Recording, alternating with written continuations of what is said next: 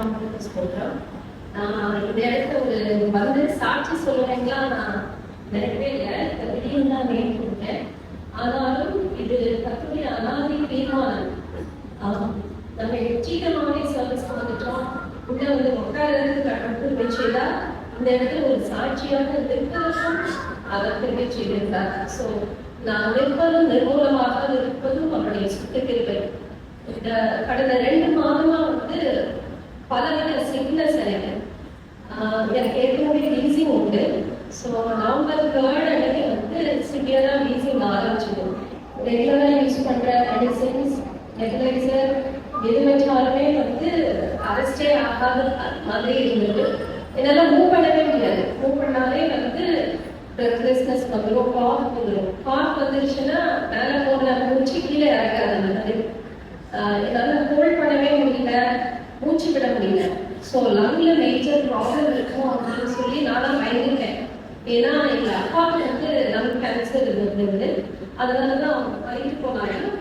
So எனக்கும் அந்த மாதிரி லங்ல ஏதாவது சீரியஸ் இஷ்யூ இருக்கும் அப்படின்னு நான் தான் நினச்சிக்கிட்டு நான் பண்ண ப்ரேயர் ஒன்று தான், ஹீலிங் ரொம்ப கஷ்டப்படும்.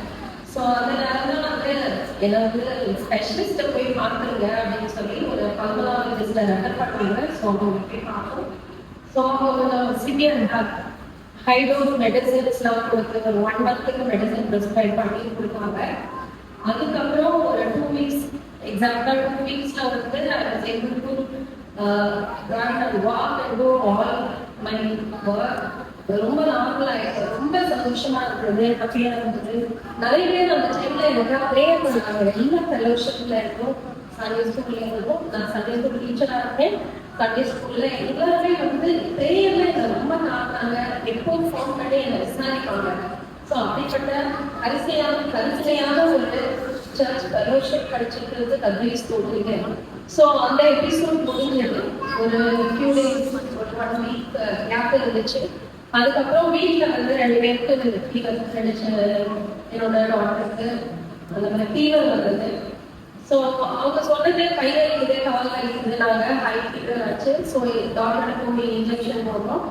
ஒரு 3 டேஸில் அவங்க ரெக்கவர் ஆகிட்டாங்க. எனக்கு வந்து நீ பெயின் தான் ஆரம்பிச்சது.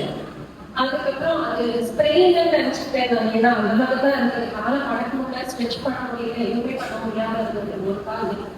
அடுத்து நெக்ஸ்ட் டே பார்க்கும்போது எல்லா ஜாயின்ட்ஸ், கை, ரிஸ்ட்டு, ஆங்கிள், போன்ஸ் எல்லா இடமும் வலி. பெட்லேயே நகரவே முடியாது. அது டோட்டலி இந்த பெட்ல என்னால் எந்திரிக்க கூட முடியாத ஒரு சூழ்நிலை, ஹை ஃபீவர். ஸோ என்னன்னு தெரியல. சரி, அந்த பிள்ளைங்களுக்கு இன்ஜெக்ஷன் போட்டு சரியாயிடுச்சுல, அதெல்லாம் நமக்கு சரியாயிடும் அப்படின்னு சொல்லிட்டு இன்ஜெக்ஷன் போட்டாச்சு, மெடிசன் எடுத்தாச்சு. 2-3 டேஸ் வெயிட் பண்ணேன். அப்புறம் திரும்ப பெயின் தாங்க முடியல. அதனால மறுபடியும் இன்ஜெக்ஷன் போட்டேன். இன்ஜெக்ஷன் போட்டு ஒரு 1 டே ஓரளவுக்கு நல்லாதான் இருக்கும். அப்புறம் சும்மா இருந்தாலே வலிக்கும். வெளியே வரல, தெரியல, இறங்கவே முடியாத ஒரு சூழ்நிலை. யாரையாவது பிடிச்சிட்டு தான் இறங்கணும், அந்த மாதிரி இருந்தது. ஸோ என்னால் நடக்கவே முடியல. 1 வீக் ஆச்சு. அப்போ அந்த டாக்டர் சொன்னாங்க, நிறைய பேருக்கு இப்படிதான் இருக்கு, இது வந்து சில வீக்ஸ் அல்லது சில மந்த்ஸ் கூட ஆகலாம் அப்படின்னு. அந்த டைம்ல வந்து எனக்கு ரொம்ப டிப்ரெஸிங் ஆயிடுச்சு. நான் ரொம்ப டிப்ரெஸ்ட் ஆகிட்டேன். ஏன்னா நான் வந்து ஒரு நேரம் உட்கார்ந்து மாட்டேன். பகல ஃபுல்லா ஏதாவது ஒரு வேலை செஞ்சுட்டே தான் இருப்பேன்.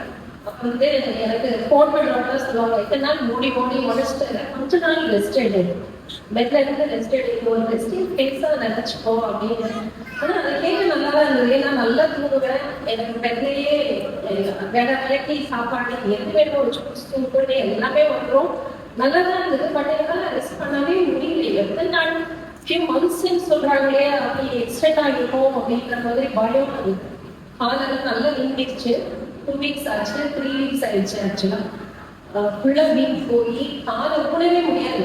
ஹாஸ்பிட்டல் போனா கூட அங்கேருந்து வீல் சேர் அசிஸ்டன்ஸ் எடுத்துட்டு தான் நான் டாக்டரே போய் கன்சல்ட் பண்ணுவோம். அந்த மாதிரி ஒரு சூழ்நிலை. அதுக்கப்புறமா வந்து எல்லா டெஸ்ட்டும் எடுக்கணும். இனிஷியலி தான் சிக்கன் குனியான்னு, ஆனால் சிக்கன் குனியாவும் some kind of fever, 1-3 days அப்படின்னு சொல்லி சொன்னாங்க. அதுக்கப்புறம் எல்லா டெஸ்ட்டும் எடுத்தாங்க. டிசீசஸ்லாம் அதெல்லாம் எதுவுமே இல்லை. So I don't see them now, but I'm very, very healthy and well. I'm very, very happy and I'm thankful for all the prayer support that has been given to me. So பிரேயர்னாலதான் என்னால வந்து இந்த நேரத்துல இந்த இடத்துல வந்து ஒரு பெரிய சாட்சியம் இருக்க முடியுது. கர்த்தர் என்ன ஹீல் பண்ணாரு, என்னுடைய ஜெபத்தை கேட்டாரு. எனக்கு நல்ல இந்த விட்னஸ் வந்தா கூட அந்த நேரத்துல வந்து கர்த்தர் வந்து என்னை தாங்கி கொண்டார், என்னை பிடித்து கொண்டார், ஒரு சாட்சியத்தை நிப்பாட்டினாரு. நம்ம சிக்கா இருக்கும் போதுதான் நம்மளால வந்து நம்ம இவ்வளவு நாள் செய்யாம நிறைய விட்டுட்டோமே, நம்ம ஹெல்த்தியா இருக்கும் போது இன்னும் நிறைய செய்யணும் அப்படின்ற ஒரு எண்ணத்தையும் கர்த்தர் கொடுத்திருக்கார். பிரேயர் பண்ண எல்லாருக்கும் நான் கடைசி பேரே கர்த்தருக்கே எல்லாரும் துதியும் தரணும் மகிமையும் உண்டாகும்.